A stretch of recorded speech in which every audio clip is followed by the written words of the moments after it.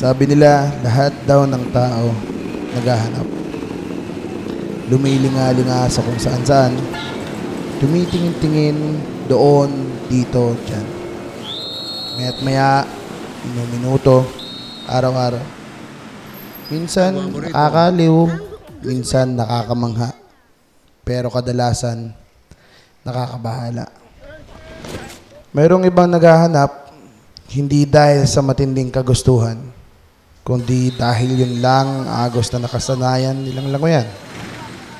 Gumigising sila hindi para maghanap, kundi para sumunod. Hindi para dumilat, kundi para pumikit. At humakbang, at humakbang, at humakbang. Mayroong iba naghahanap, pero ayaw umaming naghahanap. Siguro nga naman, mas walang katanungan, mas matalino, mas magaling.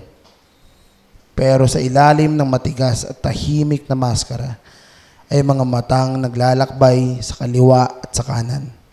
Sa taas, sa ibaba. Di alam kung saan pupulot, di alam kung ano ang pupulutin. Meron ding iba na sabik sa kasagutan, pero mali ang pinaghuhugutan.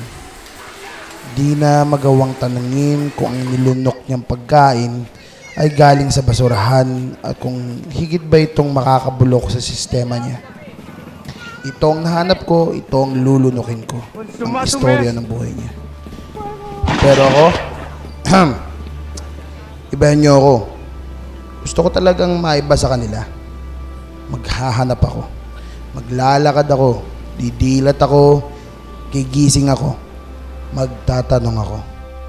Ika nga ng alamat kong lola, ang batang matalino pala tanong. Gusto kong maghanap dahil gusto ko ng batong pwede kong tayuan. Gusto kong maghanap dahil ayaw kong matangay lang sa agos. Gusto kong maghanap dahil ayaw kong magpanggap na nakakaalam ng lahat. Di rin naman ako kontentong tanggap lang ng tanggap.